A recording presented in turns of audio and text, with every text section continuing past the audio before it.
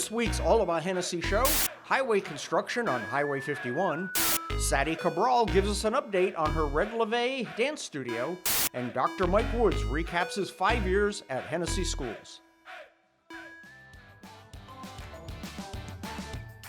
This show made possible in part by Integris, Bass Baptist Health Center, IntegrisOK.com. Yes. Welcome back to this week's edition of the All About Hennessey Show. We took a little break at the beginning of the summer, and starting now, we're going to do this show every 2 weeks. So like every other Thursday. Y'all are doing it every 2 weeks. Yeah, you're not. And we're going to get to why and all that kind of thing in a minute. Today, my co-host is Dr. Mike Woods, the former superintendent of Hennessey Schools. And Mike is here to tell us a little bit about his career at Hennessey and kind of what he's up to now. Kind of wrapping it up. Sort of like that, yeah. This is your moment. Fantastic. This is it. This is it. The Boy, moment. make it good, okay? But first, 5 years to get to this. Yeah. Wow. this is the peak. Yeah. Yeah. It's kind of a letdown. No doubt about that. Sorry. Not at all. How often do you head east on Highway 51? Well, do you know did you remember the band Head East? Yes. They had a whole band, and now that appears that they're in construction. And if you're going to head east on 51, would you say plan extra time? Yeah. We go to. You asked me what we did. We go to church on Sunday morning at Life Church there on 2nd Street. Well, we go to the one in Edmond. There's one there where the actual big cross is. Yep. Yeah. And so every Sunday morning we go, and my dad goes to the doctor at Stillwater, so I take him. The 19th we have an appointment. So will they be done by the 19th? Plan extra time. Okay. Yes. Maybe an alternate route. Yeah. Oklahoma Department of Transportation stated this week the construction on Highway 51 east of Hennessey, scheduled to start on Monday, June 28th, will be delayed until July 6th. Heavy rain over the past week has made conditions difficult to move in the heavy equipment and get ready to start. Highway 51 will be resurfaced and have shoulders added between North Mitchell Road in Hennessey and County Road North 2940 in Kingfisher County. Additionally, the bridge over Little Turkey Creek will be rehabilitated. This 7-mile-long project is expected to take nearly a year and a half to complete. Work is expected to begin on July 6th and be complete in the fall or early winter of 2022, weather permitting. Traffic will be narrowed to one lane with temporary traffic signals for up to 2 miles at a time between North Mitchell Road and County Road North 2940. Don't go away. When we come back, Sadie Cabral will be here to tell us all about her amazing dance studio. Remember she taught me to dance? I do remember that. Okay, we're trying to forget that Can't part. unsee it. This show made possible in part by Cherie Hicks, State Farm. Auto, home, property, business, life, and health. And we're back with Sadie. How are you? I'm good. How about yourself? I'm good. I think Sadie Cabral owns RedLevé. RedLevé. I always get it wrong. RedLevé Dance Studio. And you may remember the infamous video we did in March, I guess it was, where Sadie taught me to dance, proving she can teach anybody to dance, okay? Even if you have lead feet. Now you opened, just a quick recap, you built there's a wasp in here and Sadie's afraid of wasps. So her daughter is pointing out where the wasp is. As long as they're over there, I think we're okay. Okay. All right. So you opened, Sadie built a beautiful dance studio. Now, this is a custom built, from scratch, ground up dance studio made for dancing. Yes. So you have like the ballerina bars and a little cushioned floor and mirrors and a great sound system. And so it's legit. It's a pretty cool place. I'll put a link in the video where she taught me to dance and you can see the dance studio and her website. But you opened March 29th. Yes. And I remember we were talking that you hoped for 40 students and you got almost 90. Yes, we did. It was like there's obviously a need for this. Yeah. So what has happened since then? I guess you've had your starter up season, is that what you called it? That was our 12 weeks. That was just the start, introducing ourselves to people and putting our name out there. And I love the little videos that you post about each class. Oh, yeah. And you did like a photo session recently with everybody, or most of them. Yeah, that's pretty cool. The support, the back end support for this kind of stuff is really important. Some of the groups put on a little performance. Tell me about that. We did a small clip of each class, each individual class, and what they've learned, and that way their parents could see it, since because of COVID, parents weren't allowed in. Oh, that's right. You had to wait outside. Yeah. So we mainly did that so parents can see like what their kids have been learning and what they've been working on, and sort of so they could enjoy it, since they couldn't be there. They're a lot of fun. It's fun to especially watch the little ones. Sometimes they're doing better than the big ones, but at least they're really trying hard, you know? And then you had dancers from a lot of different areas, not just Hennessey. Yeah, we did. You had like O'Keene, Kingfisher, Wacomas, and Ames. Yes. Wow. Okay. I wouldn't have imagined someone would drive that far, but I didn't either, but you must be offering a good product. Yeah. That's pretty amazing. So what's next? We plan on August, start our full year, from August all the way to the end of April. And so it's like a 3/4 of a year program. Yes. Kind of thing. And then, well, this one was like our summer season, you know, our summer classes. So we plan on starting back in August, hopefully August 9th. We're going for August 9th. And then in December, we'll have our first performance, like actual like a recital show. kind of a show. Awesome. Costumes and now, are you going to everything. do it there, or are you going to take it over to the auditorium? I want to do it in the auditorium, but it just looks nicer, you know. Yeah, we have nice seats. And Yes. yeah, oh, that'd be fun. That'd be really, really cool. So, and then you've got some pre-enrollment coming up for returners. For returners and new students. It would be mid-July. That way, first, you know, our students that are already enrolled for the summer, they'll have first pick if they want to come back. Oh, okay. And if of there's course, any- I guess you have limits how many you can take Yes, each class. each class, yes. You don't want like 100 kids in each class. No. You won't get anything done. I was anxious to already start, you know, so I told Ivan, let's just do it. Like, Yeah. and it was an awkward time, but Well, I think with it worked COVID, out. you had a couple of things. The building wasn't quite done. It was COVID. There was a bunch of things that led up to not getting a full season off this year. And I wanted kids to get, you know, knowledge of a little bit of dance before we start to our full season of recitals. Well, and then it helps everything. you decide which direction they might want to go. 'Cause Yeah. I guess you had some that changed programs, Yes. or And that way I could also see, like, where a kid stands, or, you know, because we started off everyone kind of at a beginning level, but then I might have had some kids that, oh, you're a little bit more advanced, you know, you'll go to this class. So it helped out a lot. very, very cool.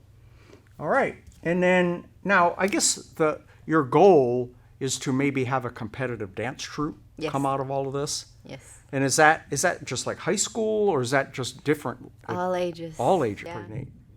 I plan on Thunder having again. 3, you know, 3 teams would be really great. Yeah, and Like 3 little- different age groups. Little kids, and then your juniors and your seniors. There you go. If you want to be part of a competitive dance troupe, come on down and sign up. Now, you have some other stuff going on. You're the Yes. pom coach, Yes, for the high school. and that's brand new. Well, it was brand new last year. So you took girls from 0 to what they were doing, and they're doing some Yeah. pretty neat stuff. Oh, last wait year. till you see what we got Oh, there's going more. on this There's year. more coming. Sign-ups coming up. Yes. I mean, if someone drops in the middle, will you still take them, or will you consider, or are they gonna have to wait? Or It depends where they're at. If they're kids that have experience and can catch on fast, then yes. you might consider taking them. Yes, but other- because we have our recital in December, I'm planning need to on be up to ordering speed pretty stuff quick, soon. yeah. So, you know, it takes a while for costumes to get here also. So it just depends. So sign up your kids early. Very good. This show made possible in part by Northcutt Toyota. Let Northcutt be your shortcut to a great deal. And Farmers Electric. Don't get caught in the dark. 5 years ago, I first met you at a Hennessey City Council meeting. Right. And then you asked me to come to your office. And I think when we first sat down, you said, I want to build a dome. And I had to Google what a dome was. I think We must have been into that deal a little ways, because we found out the process was that we were paying off the Early Childhood Center. That's right. It had just got completed, and so when I started, Stephen L. Smith Company is the bond company. So when I called him up because I wanted to be ahead of the curve and started, he said, "Hey, Mike, looking back at this paid off a year early." So what we thought we had a year and a half to prepare, we had 6 months to prepare. Because I was running that after-school video program, and you asked us to do those videos about. Yep. That's where I first met Libby, the infamous Libby. Yeah. Yes. It's just all the interactions that the last 5 years with this program and what we've done at school has been amazing. But yeah, that was the I don't think I came to Hennessey building a dome in mind. I just knew that when we got into the process, I'd seen what they could be like and what you'd already built one could in be. Drummond. We have one in Drummond, not near to the scale that what we've done here, of course. But the concept of a storm shelter and the fact that we didn't have one was the driving force to that. And so I think I said I wanted to build a storm shelter in the shape of a dome, as opposed to just wanting to build a dome. Got it kind of out of hand. Maybe. But yeah, that was kind of the first big and it's. I would say it probably marked the whole 5 years. Would be the because it really just finishing up now. Right. I mean, we're just buttoning up a few little things. The video system went in recently, right? And then you have we've expanded that as we've got it. And I apologize, didn't mean to cut you off. Go ahead. Well, because it kind of took on a little bit of a life of its own when, as we finished something, we would go, you know what would be really cool? and then we got streaming cameras on, remote controlled cameras on each end and up at top. Yep. That wasn't part of the original plan necessarily to do that, but opportunity presented itself, and the dome, I feel, has performed at least as well as expected and possibly better than expected in some ways. I think we're just realizing what can be done with it. We know it's a gym, it's a basketball gym, locker rooms and things. And a really good one. And that's the thing, that's what I keep saying, is that I'm most pleased with the fact that it performs as advertised and in a way that has provided a really good experience for everybody, no matter which side of the won and lost column they're on. It's been a pleasant venture for them anyway, whatever they're coming as. Now, even after your I don't know what you call it, after your retirement, right? You're still working on a project in relation to the dome, the carport thing, or talk about the awnings? Yes. Yeah, we're still working on the awnings. That's become much more of a struggle than I thought it would be. Helping out, I'm kind of the Dwight Schrute of Hennessey. Now I'm the assistant to the actual superintendent type deal. I don't really get to do anything. I just get to do some work and give it to Jason and say, what do you think? But because of coming in the middle of that and also the the freeze damage we had back in February, still working with the insurance on that. I misunderstood what the bid actually wanted to do. One of the alternates wanted to do on the bid for new flooring, so I'm going to have to kind of work through that. But helping out. This is kind of like homework. Kind of homework. Yeah, thank you. We don't need you anymore. By the way, right? Yeah, here's a couple tasks to make you feel relevant. And by the way, during the tornado that touched down in Dover, our system. And how many people? We didn't get to talk about that. Yeah, yes. I don't know how many folks realized it was kind of inspired by a Channel 5 news report. We came through town. They said, "Hey, those folks in Hennessey need to get inside, quit standing outside watching the tornado." And I guess they couldn't get in for some reason. And so that kind of spawned the idea of, well, what would we do instead of sending somebody out in the bad weather? How could we approach that? So we worked with a company, Index in Oklahoma City. And so when Norman, the Storm Center in Norman, or the National Weather Service in Norman, issues a tornado warning for Kingfisher County, then it might need to be expanded to be maybe Oklahoma County, or what is El Reno in? Is that in Oklahoma? Whatever El Reno's in and O'Keene is in. Something south and Blaine, west of us, and maybe over closer to where Tonga is. But so when it does a tornado warning for that area, we have a weather system that receives that warning. When it receives a warning, the doors unlock automatically. The front doors, the outside doors, and it did everything exactly as it's supposed to work. Because I know you've tested it, but testing isn't like not real life. Exactly. And we had people coming up and going in. And part of it, I think, and maybe if anyone watches this deal today, they'll understand it's up and functioning as a storm shelter now. Again, we're not a citywide or a county storm shelter. We are just a school storm shelter, but it is open for anybody that walks in. And you can leave your dogs and pythons and stuff home, please. I know flying monkeys, peacocks, whatever your comfort animal is. I understand that it's difficult, but you know, but we again from that. We actually have in the hospitality room, we have a large panel. So that we were able to put the weather up on the panel through the internet so you could actually watch what was going on instead of just being in the dome. But it's got windows, which was really cool. And when someone said, hey, so I could stand there and watch. We caught questions because if any of you haven't seen the building of the dome videos we did, I think I did 5 of them. I take it from dirt to finished, and all the behind the scenes and how it happened. And one of the big questions we always got were, there's windows in it. How can it be a storm shelter? Yeah. And then the big garage door in the back also was that you don't. And those are all FEMA 361 rated devices. Very, very cool. And again, the best thing about it was it again performed as expected. Yeah. And so I think that will continue to grow. We've talked about how do we get the weather now up on the big screen, big monitor, so people could sit in the stands and kind of keep track of what's going on. So again, that's that whole deal of we built something and then we go, what if, and we would go something else. It just keeps expanding. Yes, yeah. So during your 5 years, in fact, the probably the biggest event of history happened, and that was the COVID outbreak. Yeah.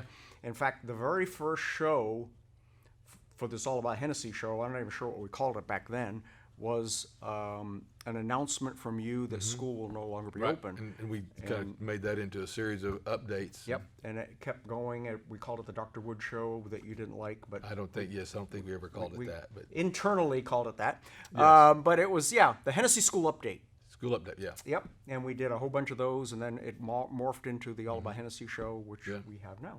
Exactly. So very, very cool. So I understand. Well, let's first talk about. So now you're officially retired. June 30th is my last employed day. Oh, yeah. Okay. So I'm again just serving as sidekick. Sidekick, yeah. I'm the Tonto to his Lone Ranger. You have sold your house, and it was like one of those holy moly, got to get out quick things. Throw everything in a box and let's go. And yeah, it's taken a little bit longer, but we've got most everything. We invested in an RV. We got it out on we got a quarter out east of Waukomis, and that's where we initially planned to build a house someday. And then you recently went back to school to get a pilot's license.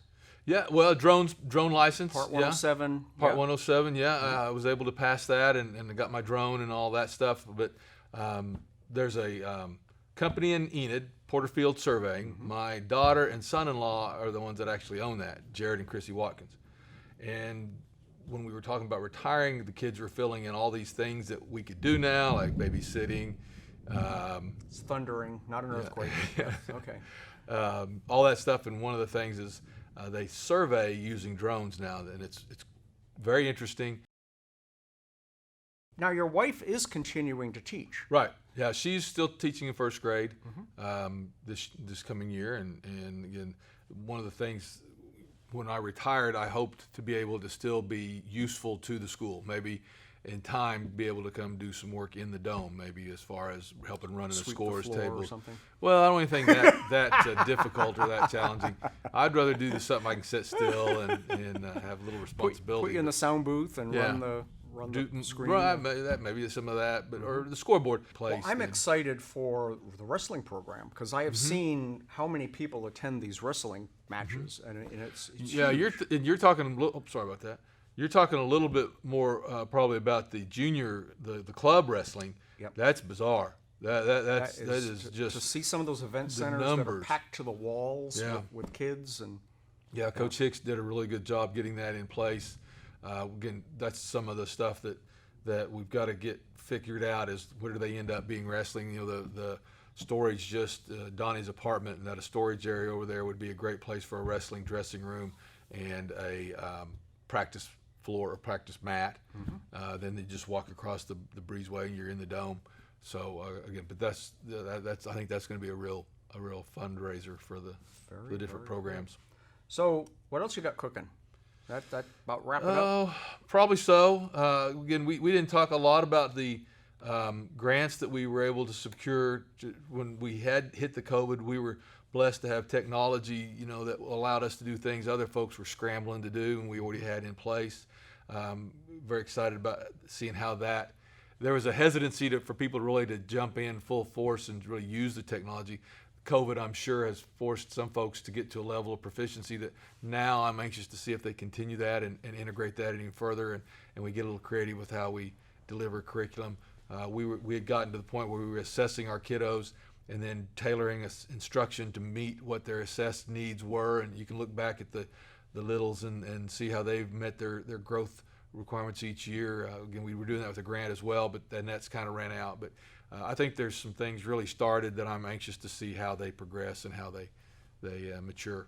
And that's a good thing about having Cindy still teaching here, is I'll still get to hear about that. Get to see what's going on. Yeah. Insider information. Yeah. I can, because I think now I don't know what the new restrictions are going to be going, if any. I don't anticipate any COVID restrictions being here in August. But I can go pick them up a Dr. Pepper and bring it in. I kind of eyeball stuff as I bring stuff in, and so. Well, I think it was interesting that you were telling me that you had a superintendent meeting, and the state superintendent said that everyone needed a plan to reopen the schools, and it was you that. What was you said?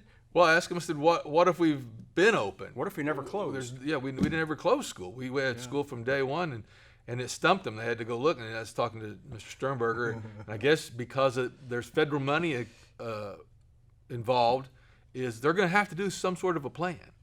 And then we were talking about maybe it could just be a one-line plan. We're going to do what we did last year. That's it. Ditto. Mike, thank you so much for absolutely hanging out and being a friend and visiting with us. I hope it's not over. Letting people. No, we're going to have you come back. We need an update, kind of when you after your first crash or two, you can come and tell us how that worked out. It comes flaming down. Yeah, there's not much to hit way out in the middle of a wheat field but the ground, but. We have absolutely loved our time here at Hennessey. And again, we're not leaving Hennessey as much as we're just moving a little further north. Been a great experience for our families and everything else. So, again, hope I can continue to contribute to the community and the school and what the churches are doing in a positive way. Very nice. Thanks, Mike. On the next All About Hennessey show, coming up in 2 weeks, we will meet and get to know Jason Sternberger, Hennessey School's new superintendent, and see what plans he has for the school system. Be sure to check out this week's All About Hennessey Post newspaper and subscribe for free at allabout.hennessey.com.